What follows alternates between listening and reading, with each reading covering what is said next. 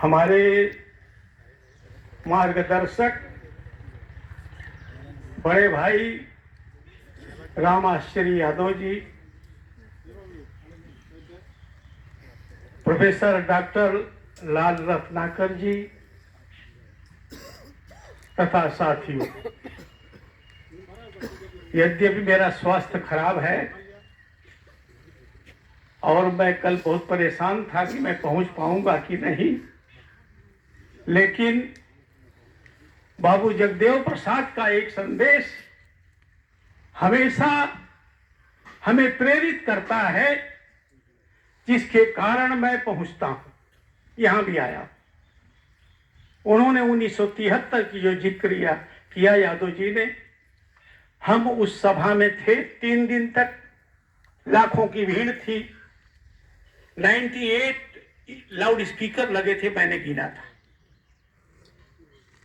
और जगदेव बाबू ने अपनी स्पीच में कहा था, यदि तुम्हारे घर में तुम्हारे बेटे की लाश पड़ी हो और तुम्हारे पड़ोस में ब्राह्मणवाद के विनाश के लिए विचार मंथन चल रहा हो, तो तुम सबसे पहले उस मीटिंग को अटेंड करो, बाद में जो है बेटे की लाश को दफन कर लेना, अन्यथा यह ब्राह्मणवाद तुम्हारे करोड़ों करोड़ों बच्चों को दफन कर देगा।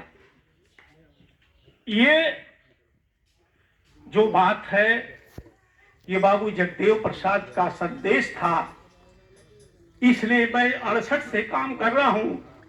सामाजिक आंदोलन में कभी घुटने नहीं टेका। मुझे आज तक किसी ने भी 2 मिनट भी लेट नहीं पकड़ पाया कि आप इस कार्यक्रम में लेट आए हो। तो मेरा स्वास्थ्य खराब है और मैं 5-5, 8-8 घंटा कैंप भी लेता हूं, लेकिन आज उस स्थिति में नहीं हूं। साथियों, आज संविधान दिवस है। 26 नवंबर 1949 को बाबा साहब डॉक्टर अंबेडकर ने देश के राष्ट्रपति डॉक्टर राजेंद्र प्रसाद को संविधान सभा में संविधान हस्तांतरित करते हुए उन्होंने आगाह किया था कि 26 जनवरी 1950 को देश स्वतंत्र होगा। ऐसा नहीं है कि हम पहले स्वतंत्र नहीं थे, अपने लोगों के विश्वासघात के कारण ही हम स्वतंत्रता से वंचित हुए। क्या इतिहास इस बात को पुनः दोहराएगा? क्या हम मत और मजहब अपने स्वार्थ से ऊपर देश को समझेंगे? मेरा ऐसा मत है कि हमें अपने खून की अंतिम बूंद तक अपने देश की स्वतंत्रता की रक्षा करना चाहिए। ये बाबा साहब डॉक्टर अंबेडकर का स्टेटमेंट 26 नवंबर 1949 को दिया था। और इससे पहले जब देश का संविधान बन रहा था, उसमें 22 कमेटियां थी और उन 22 कमेटियों में सरदार वल्लभ भाई पटेल सबसे महत्वपूर्ण कमेटी थी, फंडामेंटल राइट्स कमेटी। अभी मैं 6 महीने से पिछले 6 महीने तक पूरे देश में घूमा, मगध विश्वविद्यालय गया, क्योंकि एक चर्चा है, आप लोगों के दिमाग में भी चर्चा होगी। तमाम लेखकों ने लिखा है कि डॉक्टर अंबेडकर और सरदार वल्लभ भाई पटेल में दुश्मनी थी। ऐसा है। हमने खोज किया, पूरे देश में घूमा, हमने बाबा साहब के अंग्रेजी वॉल्यूम से हिंदी वॉल्यूम सारे पढ़े, तब पता लगा कि ये सरदार पटेल का स्टेटमेंट जो सब जगह प्रचारित किया जाता है कि सरदार पटेल ने कहा, हम देखते हैं डॉक्टर अंबेडकर कैसे संविधान सभा में आते हैं। मैं उनके लिए दरवाजे और खिड़कियां रोशनदान तक बंद कर दिया है। देखिए कैसे आते हैं। तो मैंने जब शोध किया तो सारा का सारा झूठा निकला। ये ब्राह्मणों की बदमाशी है और उस बदमाशी को हमारा पढ़ा लिखा समाज भी नहीं समझता, हमारे लेखक और साहित्यकार भी नहीं समझते और लिख मारते। और मैं प्रमाण के साथ लिखा हूं, ये डॉक्टर अंबेडकर का स्टेटमेंट। अब कब का स्टेटमेंट है? उस समय का स्टेटमेंट है जब बाबा साहब को मंत्रिमंडल में शामिल किया। उन्होंने आश्चर्य व्यक्त किया कि भाई मुझे तो बड़ा आश्चर्य हो रहा है कि जो कांग्रेस हमारे लिए खिड़की दरवाजे तक बंद कर रखा था, ऐलान किया था, वो कांग्रेस मुझे मंत्रिमंडल में कैसे ले लिया। ये सारी बातें हैं। बड़ा कंफ्यूजन पूरे देश में फैलाया गया है, क्योंकि जो सांस्कृतिक साम्राज्यवाद की बात है, ब्राह्मणों के पास केवल दो हथियार है, एक है भय और एक है भ्रम। भय और भ्रम दो हथियार यूज करता है, उसी से पूरे देश को सांस्कृतिक साम्राज्य में उलझा रखा है। साथियों, जब संविधान का निर्माण चल रहा था तो सबसे पहले जो प्रस्तावना संविधान की है, जब पंडित नेहरू ने उसको पेश किया तो डॉक्टर अंबेडकर खड़े होकर उन्होंने कहा कि मुझे ये नहीं समझ में आता, इतना विश्व का एक प्रतिष्ठित समाजवादी, विश्व का एक प्रतिष्ठित समाजवादी जो पेश किया है नेहरू जी ने, मैं बहुत निराश हूं। कहां है सोशल जस्टिस, कहां है इकोनॉमिक जस्टिस, कहां है पॉलिटिकल जस्टिस? क्या चाहते हो? क्या इस देश के मजलूमों और महरूमों के लिए आपने क्या प्रस्तावना में कुछ लिखा है? इसके बाद जब डॉक्टर अंबेडकर ने विरोध किया, तब संविधान की प्रस्तावना में सोशल जस्टिस, इकोनॉमिक जस्टिस और पॉलिटिकल जस्टिस आया।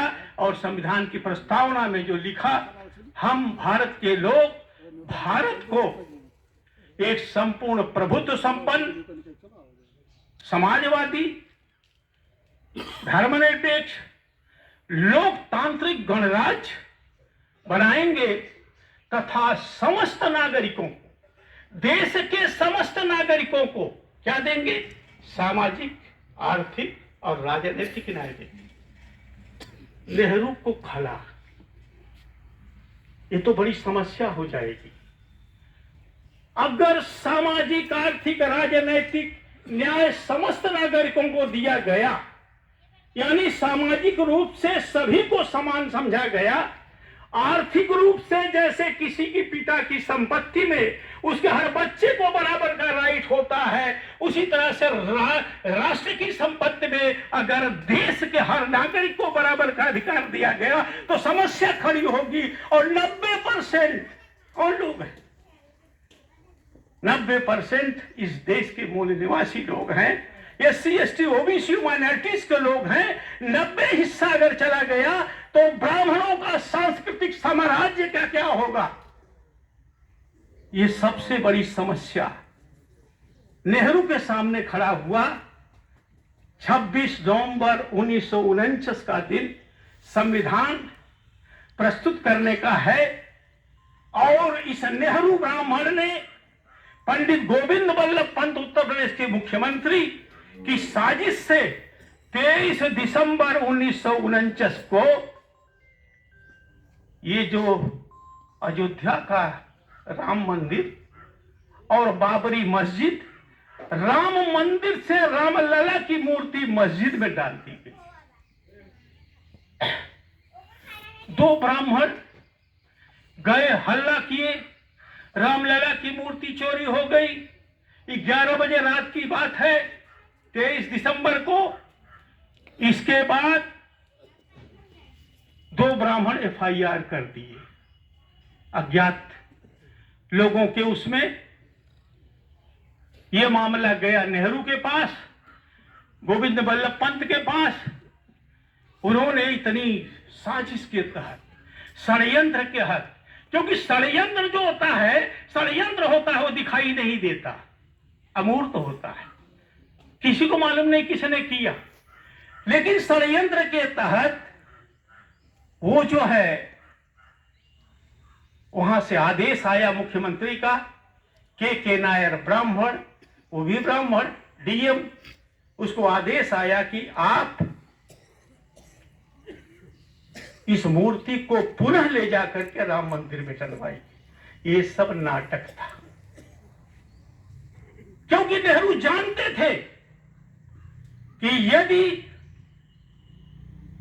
सत्ता इस देश के मूल निवासियों के हाथ में आएगी तो सारा हिस्सा चला जाएगा, क्योंकि वो दूरदृष्टि रखते हैं ब्राह्मण।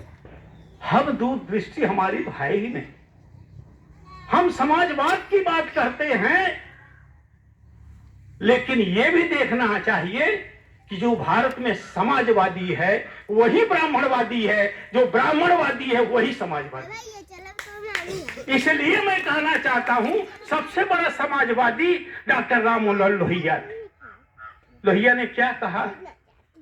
समाजवाद की पुस्तक है, मैंने लिखा है, ब्राह्मणवाद का अद्भुत संरक्षक राम मनोहर लोहिया। मैंने लिखा है किताब, मैंने 43 किताबें लिखा है। उसमें लिखा है, वो कहता है, देखिए कितना बदमाश है, वो समाजवादी है, उसकी बड़ी तारीफ करते हैं लोग। क्या कहता है? राम पैदा हुए या नहीं पैदा हुए ये बेमतलब की बात है, राम मर्यादा पुरुषोत्तम थे, वो अशोक और बुद्धा से कहीं महान थे। ये लिखा हुआ दस्तावेज। कितना बदमाश है। कोई मीठा बोलता है, हम बहुत जल्दी पिघल जाते हैं। तो नेहरू को मालूम था, सारे ब्राह्मणों को मालूम है कि जो सांस्कृतिक समाज साम्राज्यवाद है, संस्कृति में ब्राह्मण सावरेंटी है, ब्राह्मणों के पास सावरेंटी है, ब्राह्मण ही सब कुछ है। ब्राह्मणाधीनम जगत सर्व मंत्राधीनम च देवता ते मंत्र ब्राह्मणाधीनम तस्मात् ब्राह्मण देव। ब्राह्मण ही सब कुछ है, देवता भी है, सब कुछ है, जगत गुरु है, सब कुछ ब्राह्मण है। तो ब्राह्मणों के अंदर जो सांस्कृतिक समाजवाद है उसमें ब्राह्मणों के अंदर सावरेंटी है, लेकिन भारत के संविधान में देश के समस्त नागरिकों को सावरेंटी दी गई है, संप्रभुता दी गई है। इसलिए हम लोगों को सोचना चाहिए। साथियों, क्या चल रहा है सरकार की तरफ से? आजादी का अमृत महोत्सव। वो बड़े चुनाए शब्द प्रयोग करते हैं। अमृत शब्द का प्रयोग क्यों किया उन्होंने? आपने सुना होगा, गप है, कहानियां पुराणों में है। समुद्र मंथन हुआ, उसमें 14 रत्न मिले। 14 रत्नों में अमृत के बंटवारे पर झगड़ा हुआ, सुर असुर में झगड़ा हुआ। इसके बाद विष्णु जो है, छद्मी छली विष्णु, मोहिनी का रूप धारण करके आया, साड़ी पहनकर आया, बिंदी लगाकर आया, उठलाली लगाकर आया, खूब सुंदर रूप बनाकर आया। और सारे राक्षस, हम काले कलूटे लोग उसके प्रति आकर्षित हो गए। कभी बढ़िया सी औरत देखे नहीं थी, सुंदर औरत देखे नहीं थी, और वो हमेशा अपना आंचल जो है इधर जाकर राक्षसों की तरफ खोल देता था, तो ये लोग मुग्ध हो जाते थे। जब देखा कि अब ये पगला गए, दीवानगी एकदम चरम सीमा पर है, तो उसने क्या किया? विष्णु ने कहा, क्यों झगड़ा करते हो? अगर आप लोग चाहो तो मैं बांट दूं।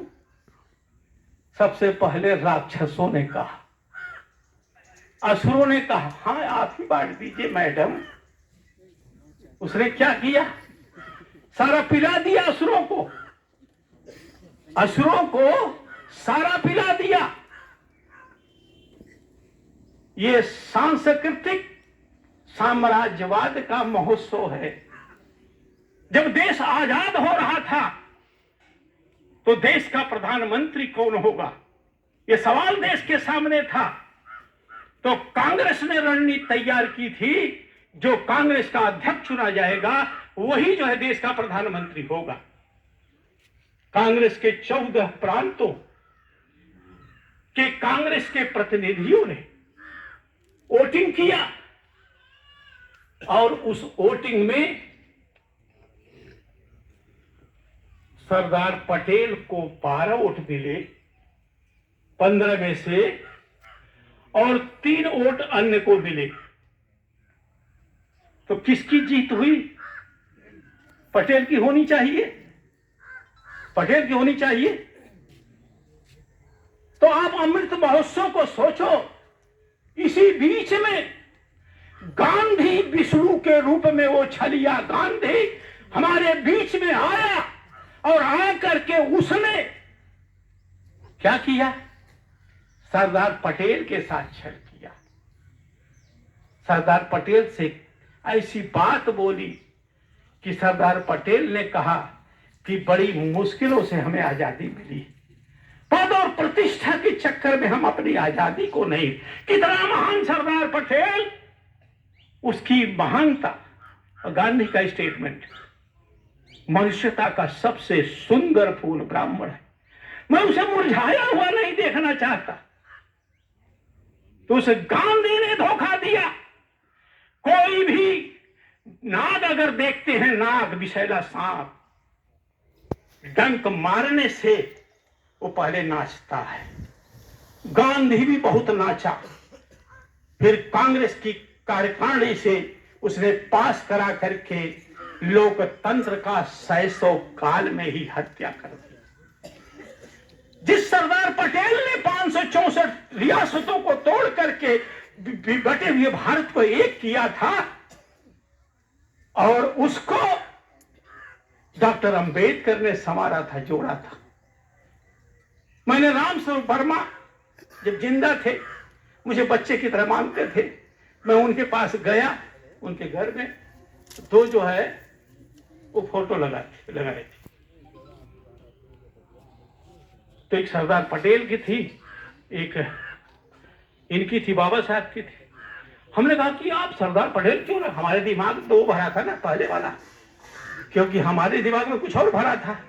मैंने पूछा तो उन्होंने के 564 रियासतों को सरदार पटेल ने अगर नहीं तोड़ा होता तो भारत विशाल नहीं बनता, और उस विशाल भारत का संविधान अगर डॉक्टर अंबेडकर नहीं लिखते तो सरदार पटेल इन रियासतों को भी बचा नहीं सकते थे, फिर टूट करके हो जाते। इसलिए डॉक्टर अंबेडकर और सरदार पटेल हमारे महान नेता हैं, हमें दोनों के सम्मान करना चाहिए। उन्होंने राष्ट्र का निर्माण किया है और किसी ने नहीं किया। साथियों, तो ये जो संस्कृति का मामला, संस्कृति क्या है? डॉक्टर साहब ने बहुत अच्छा समझा। संस्कृति क्या है? जब कोई व्यक्ति या व्यक्ति समूह अपने पुरखों से प्राप्त सांस्कृतिक विरासत जो प्राप्त करता है, क्या प्राप्त करता है? सांस्कृतिक विरासत, भाग्यवाद, पुनर्जन्म, अंधविश्वास, पाखंड, चमत्कार, आत्मा, परमात्मा, ये सारा जो मिलता है, ये जो मिला है, उसी को संस्कृत कहते हैं। और वो जो पीढ़ी प्राप्त करती है अपने पुरखों से, उस विरासत को अपने आने वाली जनरेशन को ट्रांसफर कर देती है। ये है आपका संस्कृति है। और साम्राज्य का मतलब संस्कृति से द्वारा जो शासन किया जाता है दिमाग पर, दिल पर, वो जो है साम्राज्यवाद है। इसे साम्राज्यवाद कहते हैं साथियों।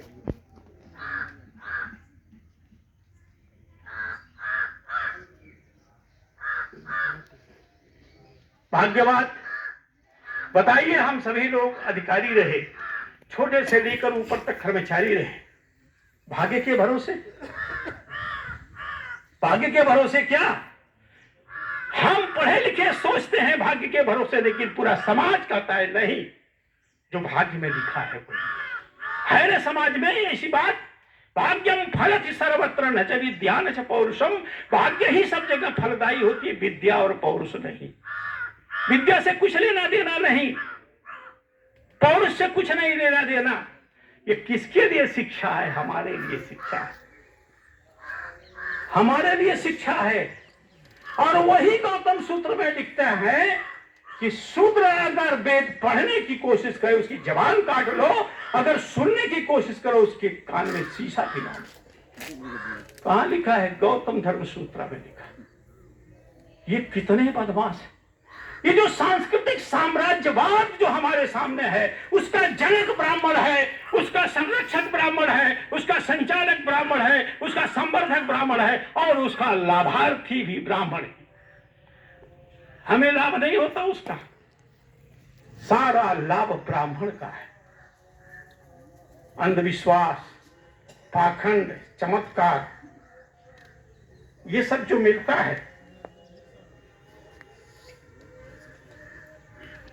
अब सवेरे मंदिर के पास से गुजरिए, क्या शिक्षा दी जाती है? होई है सोई जो राम रचि राखा, काकर तर्क बढ़ा शाखा। अरे राम ने जो रच रखा है वही होना है, तर्क वितर्क करने से कोई फायदा नहीं। ये समाज के लोग बहुमत में, यानी पूरा समाज, हम पढ़े लिखे चंद लोग जानते हैं, लेकिन क्या हमारा समाज जो गांव में रहता है, अनपढ़ है, वो भी ये जानता है? उसके दिमाग में ये भरा हुआ है। अरे क्या फायदा जो ऊपर वाले ने लिख दिया है। अरे लिखना लिखी ललाट में छठी रात के अंक, लिखना लिखी ललाट में छठी रात के अंक, राई घटे न तिल बढ़े रह रे जीव निशंक। अरे काहे बड़ी परेशान? ब्रह्मा ने जो तुम्हारे छठी लाख में, छठी के रात में ब्रह्मा की तकदीर लिखता है ना, उसने जो लिख दिया वही होना है। काहे बड़ी सब परेशान हो? ये समाज में ये देखा जा सकता है पुनर्जन्म। हम बदमाशों को पकड़ने के लिए, हम बदमाशों को गुमराह करने के लिए, हम लोगों को गुमराह करने के लिए इन ब्राह्मणों ने पुनर्जन्म का पाठ पाया। तुम अब गरीब हो, बेबस हो, लाचार हो। क्यों हो? इसलिए हो क्योंकि पिछले जन्म के कर्मों का फल भोग रहे हो। यह है कि नहीं है? यह है ना? इसलिए भी है कि आप जरा देखिए लोगों के दिमाग में क्या है। अभी एकादशी थी, मीठी खीर खाओ दलिद्र भगाओ। ये गन्ने के उससे जो है खूब पीट रही थी महिलाएं रात में। हम 4 बजे उठे तो हम केवल शोध करने के लिए आज ये काम होगा, तो जरा सुने क्या कहती हैं। तो हमारे मार्गदर्शक मेरा परिचय दे रहे थे, तो कह रहे ये खाटी चमार हैं। मुझे क्यों कह रहे थे? कि सामाजिक व्यवस्था में हम चमार हैं। सामाजिक व्यवस्था में यादव, कोई कुर्मी है, कोई कुम्हार है, सब उस सामाजिक व्यवस्था। ठीक है, तो सवाल यह है कि काहे बदे कुर्मी स्वीकार किया, काहे बदे कुम्हार स्वीकार किया, ब्राह्मण क्यों नहीं आपने स्वीकार किया? तो पिछले जन्म के कर्मों का फल हम भोग रहे हैं, लेकिन हमें इस बात का ज्ञान नहीं है कि हमें सामाजिक, आर्थिक, राजनीतिक न्याय कहां से मिलेगा? सत्ता से मिलेगा। और सत्ता में बैठेंगे इस देश के ब्राह्मण, इस देश के राजपूत, इस देश के बनिया सत्ता में बैठे हैं, वो हमें देना नहीं चाहते हैं। हमें क्या दे रहे हैं? तुम जो है वो जो शैतान, संत नहीं, वो शैतान है। वो आते हैं जो प्रवचन कर रहे हैं गांव गांव में, वही पढ़ाते हैं पिछले जन्म के कर्मों का फल। आपको उनसे सवाल करना होगा, ये बताओ तुम्हें कैसे पता कि पिछले जन्म में हमारी क्या स्थिति थी? अरे पिछले जन्म में जाने के लिए पहले तो मरना होगा, मरने के बाद ही तो पता लगाओगे। कितने ब्राह्मण मरे, मर करके पिछले जन्म के लोगों का रिकॉर्ड इकट्ठा किया है, जरा सा बता दो। सब झूठा है।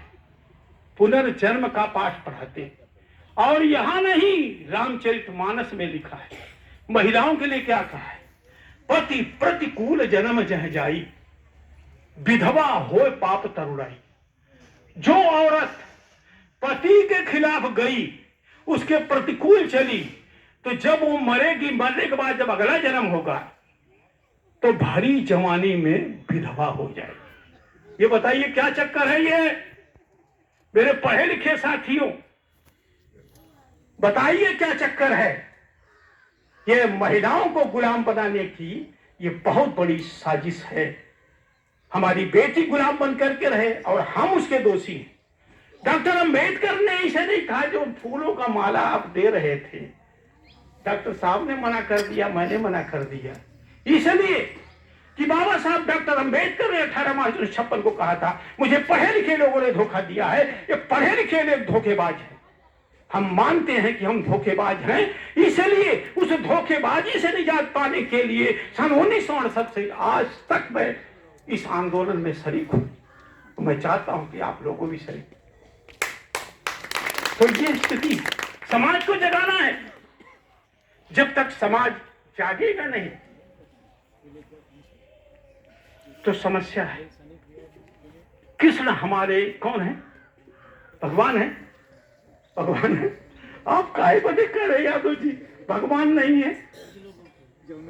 अब लगता है परिवार ने कहा भगवान को बदमाशों ने बनाया है, लुटेरों ने चलाया, मूर्ख उसे मानता है। यही कहा है ना। आप कह रहे भगवान नहीं है। कृष्ण ने, अब देखिए, अगर कृष्ण हमारे भगवान है, अब लालू प्रसाद यादव का मैं यदुवंशी हूं, अखिलेश भी कहते हैं हम यदुवंशी हूं, सारे यदुवंशी हूं। जब हमारा नेता बने को यदुवंशी कहते हैं तो सारे अहीर यदुवंशी न होकर क्या होंगे मुझे बताइए? समस्या है ना। हम भी यदुवंशी होंगे कि हमारा नेता कहता है हम यदुवंशी, हम यदुवंशी नहीं क्षत्रिय, ठीक है। लेकिन यदुवंशी क्षत्रियों में पूछना चाहता हूं, आप मथुरा चले जाइए, वृंदावन में गया, वहां मैंने मंदिरों में जाकर के दर्शन नहीं करने गया था, मैं पता लगाने गया था। तो हमने वहां के पुजारियों से पूछा आप कौन हैं? तो मिश्रा सारे। मुझे बताइए मेरे पिता की जो संपत्ति थी उनके मरने के बाद मुझे मिली, तो कृष्ण और राधा के मंदिर से होने वाली आय पर यदुवंशी क्षत्रिय यादव क्यों नहीं उस पर हक जताते हैं? ब्राह्मण क्यों कब्जा किए हुए है? इसको क्यों नहीं आप लोग ध्यान देते? वैसे सीना फुलाते हो, झूठ है। ये सारी चीजें ये साजिश है। साजिश को हमें गुमराह करने के लिए, अरे हमें हक अधिकार हमें चाहिए जो संविधान ने दिया है, हमारे तेरी साजिश से कोई लेना देना नहीं है। और ये महिलाओं को लिखा, आप याद रखिए हम भी वही काम करते हैं। हमारी बहन हो, बेटी हो, पत्नी हो, उसको प्रताड़ित करते हो। संस्कृति का जो साम्राज्यवाद दिमाग में छाया हुआ है, उसी कारण से हम अपनी बहन बेटी माँ को दबा करके रखते हैं, पत्नी को गुलाम बना कर रखते हैं। इसको संकल्प लेकर जाइएगा कि हम अब कभी ऐसा नहीं करेंगे। ये समस्या है। और तुलसी के रामचरितमानस के ये उत्तरकांड में लिखा है, द्विज निंदक बहु नरक भोग कर जग जन्मे वायस शरीर धर। जो द्विज का मतलब जनेऊधारियों, ब्राह्मण क्षत्रिय वैश्य की निंदा करेगा, वो अगले जन्म में वायस शरीर धर कौवे की योनि में जन्म लेगा। बताइए, ये है नहीं दिमाग में लोगों के? आपके दिमाग में, हमारे दिमाग में नहीं है। पढ़े लिखे लोग हैं, लेकिन पूरा समाज इससे प्रताड़ित है, इस फंसा हुआ इसमें। यानी वायस कौवा की योनि में। और श्राद्ध भी बीता है सितंबर में। श्राद्ध किस चीज का होता है? ये पुनर्जन्म यही सारा खेल जो है उसमें साथियों चलता है। और कृष्ण क्या करते हैं, देखिए कृष्ण क्या करते हैं।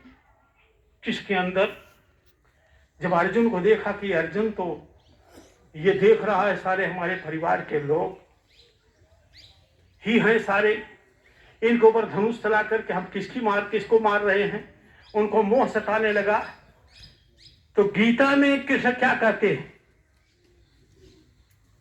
सर्वधर्मान्य परित्यज्य मामेकम शरणम व्रज।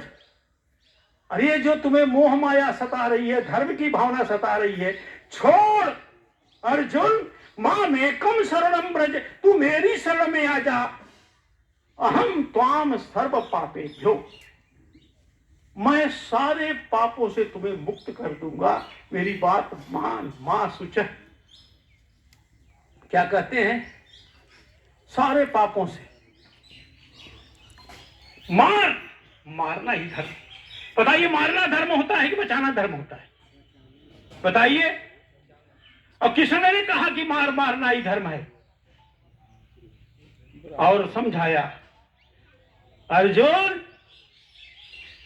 मारने से शरीर का नाश होता है, आत्मा का नहीं। शरीर का नाश होता है, आत्मा का नहीं। न हन्यते हन्यमाने शरीरो, आत्मा का नहीं, क्योंकि आत्मा अजर और अमर है। बताइए, एक भगवान युद्ध करा रहा है, लड़ाई करा रहा है, फिर भी मेरा भगवान है, क्योंकि हम आदती हो गई हैं उस व्यवस्था की। कृष्ण ने कहा चातुर्वर्ण्यम मया सृष्टम गुण कर्म विवाह, चारों वर्णों की रचना मैंने किया गुण कर्म के विवाह उससे। तो पूछे कि तुमने ही तो लिखा है शूद्र, महिला और वैश्य तीनों पाप योनि है, तो भगवान कैसे तुम भी पाप योनि हो को? इतनी बड़ी गलती किए कि तुम जिस डाल पर बैठे उसी डाल को काट रहे हो, गिरोगे तो हाथ पैर नहीं टूटेगा क्या? यानी ये भी कह रहे हैं। और आप लोग गीता पढ़ने की क्या जरूरत है? गीता इसलिए उनके लिए जरूरत, उनका स्मृति ग्रंथ है, वो याद करते हैं क्या लिखा है, वही करना है इनके साथ, उनकी याददाश्त के लिए है। और अध्याय 4 में लिखता है, वही गीता में लिखा है कि आत्मा अजर और अमर है। उसी गीता में लिखा है संशय आत्मा विनश्यति, संशय करोगे तो आत्मा का विनाश हो जाएगा। यानी डाउट न करो, कोई संदेह न करो, मान लो इनकी बात, कभी जानने की कोशिश करो। माननीय राम स्वरूप वर्मा कहते हैं, जानो छानो तब मानो। तो हमें किसी चीज को जानने के बाद और उसको छानना चाहिए। वर्ण और जाति व्यवस्था ये सांस्कृतिक साम्राज्य के सबसे मजबूत कड़ी है। ये सांस्कृतिक साम्राज्यवाद का सबसे मजबूत कड़ी है जाति व्यवस्था। अहीर गड़ेरिया से घृणा करता है, गड़ेरिया कहार से घृणा करता है, रोटी बेटी तो बहुत दूर है, चमार तो बहुत दूर है, खाटी चमार बहुत दूर है, भंगी और दूर है। यानी ये जो जाति प्रथा है। और मैं आप बीती में बताना चाहता हूं 2 घटनाएं हमारे साथ। यादव जी कौन सा सन था जब कुद्दन राम प्रहरी खड़े थे, 73-72 रहा होगा, जगदेव बाबू जिंदा थे, उनकी गाड़ी आई हुई थी। हाँ, हम लोग प्रचार कर रहे थे। आपने सुरापुर की तरफ जो क्षेत्र में था, आपने वहां ब्राह्मणों को खूब कोसा। हम प्रचार कर रहे थे, राम जी थे, 2-4-5 लोग। 10 का शासन नहीं चलेगा, नहीं चलेगा, 100 में 90 शोषित है, 90 भाग हमारा है। शोषितों ने ललकारा है, धन धरती और राजपाट में 90 भाग हमारा है। ये जब नारा लगा रहे थे तो 3-4 ब्राह्मण उधर से आ रहे थे। उन्होंने आपका भाषण सुना था, उन्होंने घेर लिया हमें अरे सालों, तुम ही लोग हो। एक तो वहां गाली दे रहा था ब्राह्मणों को, और तुम लोग भी ऐसा किए। आप वहां इकट्ठा हो गए, हम 5 लोग, वो 4 लोग तब तक चरवाहे भैंस चरा रहे थे, वो सब आकर घेर लिए देखने के लिए। फिर उन्होंने सोचा साले ये भी इसी बिरादरी के होंगे, ये कहीं पीट पाट न दे। फिर हम लोग अकड़ गए। फिर इसके बाद हमें दिन भर फेंकरे थे, खूब नारे लगाए थे, भूख लगी। तो शाहगंज में गोपालपुर कोई जगह है गांव, रामजीत यादव ने कहा कि चलो वहीं पर खाना बनाते हैं, यादव जी से वकील साहब से कहते हैं। मैं गया, हम 4-5 लोग थे गाड़ी में, वहां गए, यादव जी से वकील साहब से कह दिया रामजीत यादव ने, खाना बनाओ, हम लोग 5 लोग हैं। खाना बन गया तो यादव जी खुलेआम पर आए, रामजीत यादव से कह रहे, ये बताइए यादव जी, चमार कितने हैं? क्या कहा? चमार कितने हैं? रामजीत यादव की हालत खराब, कहा यार बड़ी बेइज्जती इसने किया। उन्होंने कहा चमार कितने हैं? तो उन्होंने कहा कि 2 लोग। चलो ठीक है, यहां तक तो ठीक है। मेरा दिल, हालत खराब थी, उधर भूख और उधर अपमान, कौन सा चुनूं? मेरा ये हुआ कि हम खाना नहीं खाएंगे। रामजीत यादव ने मेरा चेहरा देखा, उन्होंने कहा कि यार तुम खाना क्यों नहीं खाओगे? हमने कहा कि सर नहीं खाऊंगा। तब तलक उसने कहा कि हे, उनके यहाँ कोई कहार और गडरिया नौकर थे, बड़े वकील थे। उन्होंने कहा कि हे भाई, कई चमरन वाला जौन बर्तनवा हो न, वही ले आया, कौनो उधर वाला मत ले ले है। अब सोच लीजिए मेरे ऊपर क्या बीती होगी। इसके बाद हमारा दिल बैठ गया, लेकिन मरना भी नहीं है, भूख भी लगी है। रामजीत यादव ने कहा, हमें पकड़ कर ले गए बाहर। हमने कहा सुनो, उन्होंने कहा डॉक्टर अंबेडकर से ज्यादा अपमान हुआ है तुम्हारा। अरे डॉक्टर अंबेडकर का अपमान हुआ, उन्होंने कभी घुटने नहीं टेके, देश का संविधान लिखा। और मेहरामा इंटर कॉलेज में अगर रामजीत यादव अकेला टीचर है तो संविधान की वजह से, संविधान डॉक्टर अंबेडकर ने लिखा है, इसलिए तुम इतने में यार तुम हो गए। हमने बात मान लिया, खाना खा लिया। दूसरा अपमान उन्हीं के घर पर हुआ। रामजीत यादव की शादी थी, रणमो आजमगढ़, बड़े भाई भी गए थे, इन्हीं को कराना था जग विधि से शादी। शादी हो गई, सवेरा हुआ तो रामजीत मार साहब के चाचा, हम वही लोटा से पानी पी लिए तो रामजीत यादव के चाचा ने मुझे कहा, सुना तू का कैला है? हमके पानी पी ली, चमार होते तू पानी पी लेगा। हमसे कहता था, हम जो ऊपर से पियाई थी।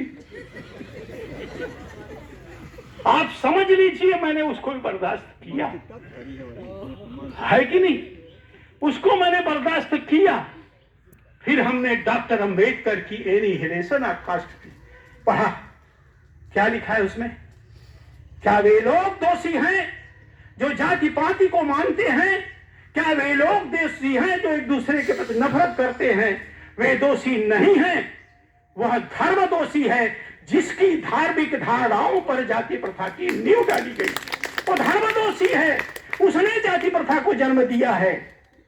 इसलिए अगर तुम्हें जाति प्रथा को जड़ से उखाड़ना है तो इनके वेदों और शास्त्रों में डायनामाइट लगा दो। ये बाबा साहब डॉक्टर अम्बेडकर ने एनिहिलेशन कास्ट में लिखा, और इसी किताब को चौधरी चरण सिंह की संवित सरकार में कांग्रेस का मंत्री, संवित में जो था समाज कल्याण मंत्री, उसने जब्त कर लिया। एनिहिलेशन ऑफ कास्ट, धर्म परिवर्तन कर, दोनों किताबें जब्त हो गई। सच्ची रामायण पहले जब्त थी, रामस्वरूप वर्मा ने उसको बहाल कराने के लिए हाई कोर्ट इलाहाबाद में अपील दायर किया। 1 साल चला मुकदमा और हम जीते। ये स्थिति थी और मैं बता रहा हूं जिसके पास कोई सत्ता नहीं थी, ललई सिंह यादव के पास और रामस्वरूप वर्मा के पास कोई सत्ता नहीं थी, इसके बावजूद भी उन्होंने बहाल करा लिया। और सुश्री मायावती के जमाने में अंबेडकर टुडे नाम की पत्रिका को उसको जब्त किया। सत्ता में रहते हुए मायावती नहीं बहाल कराई। ये है इच्छा शक्ति। किस इच्छा शक्ति से उन्होंने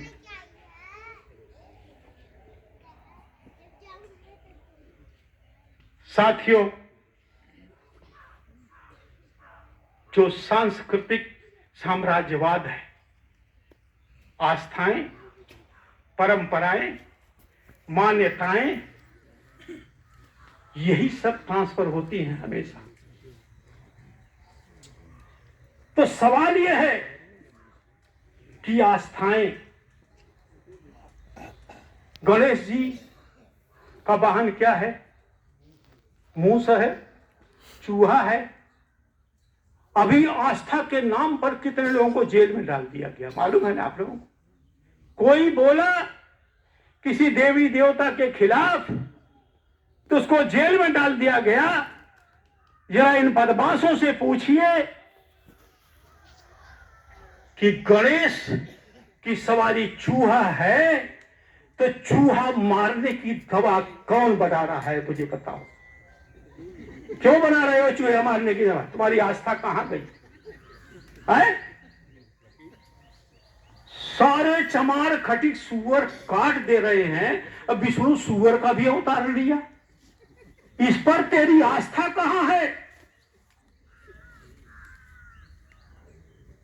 तो आस्था के नाम पर, आस्था भी उनकी सांस्कृतिक साम्राज्य जो हमारे दिमाग में भरा हुआ है।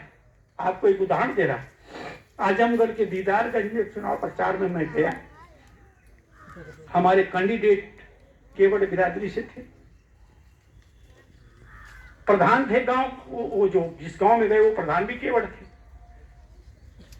तो उनसे पूछा कि प्रधान जी ये बताओ आपके गांव में कितने संख्या है आप? उन्होंने कहा कि हमारी संख्या सब कम है। हमें कौन बिरादरी ज्यादा है? यादव हैं, राजभर हैं, चमार है, इनकी संख्या। हम तो प्रधान कैसे हो गए यार? 15-20 महिलाएं बैठी। उन्होंने क्या कहा? उन्होंने कहा अरे ऐसे ही प्रधान हो गई नहीं, हम 9 दिन तक यज्ञ कैली तब प्रधान भइले।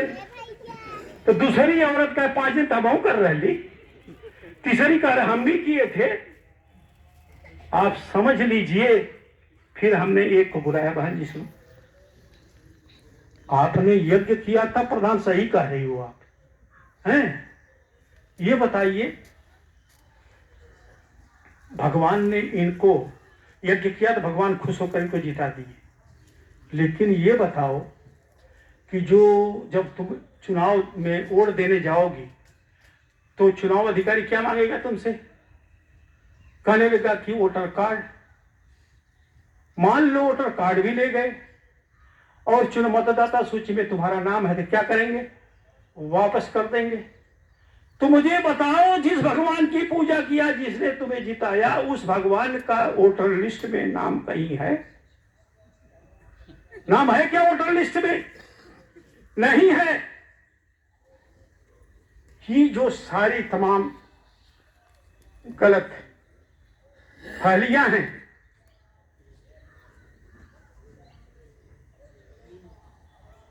उसको हमें समझना चाहिए। इसके बाद आप अपनी हैसियत समझना चाहिए। सांस्कृतिक साम्राज्यवाद में आपकी हैसियत क्या है?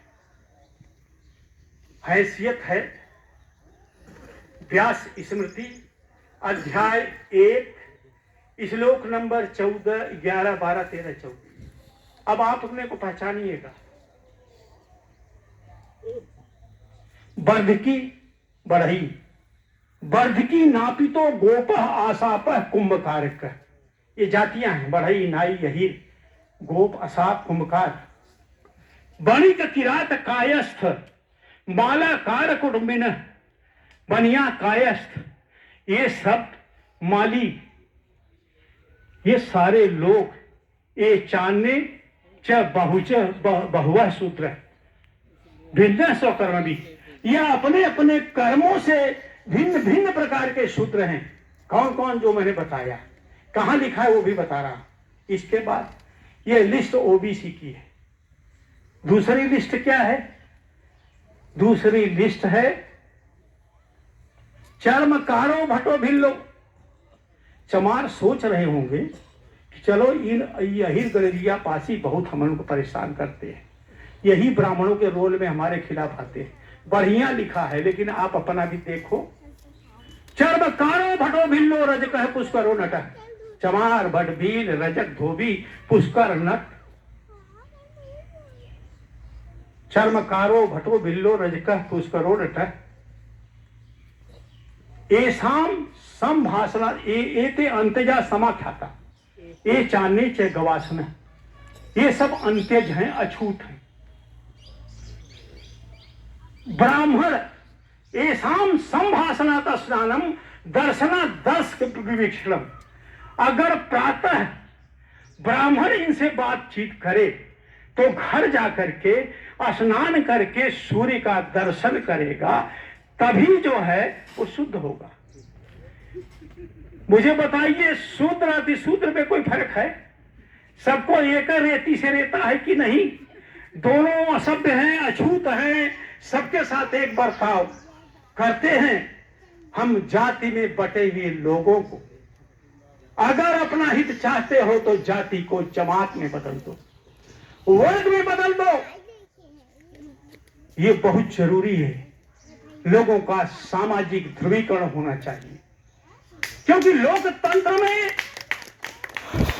अल्पजन कभी शासक नहीं होता, शासक बहुजन होता है। लेकिन यहां उल्टा चल रहा है, अल्पजन शासक है, बहुजन शासित है। ये बड़ी समस्या है। विषय आज का हम तो बोले ही नहीं। गुलाम को गुलामी का एहसास करा दो, वो गुलामी की जंजीरों को तोड़कर फेंक देगा।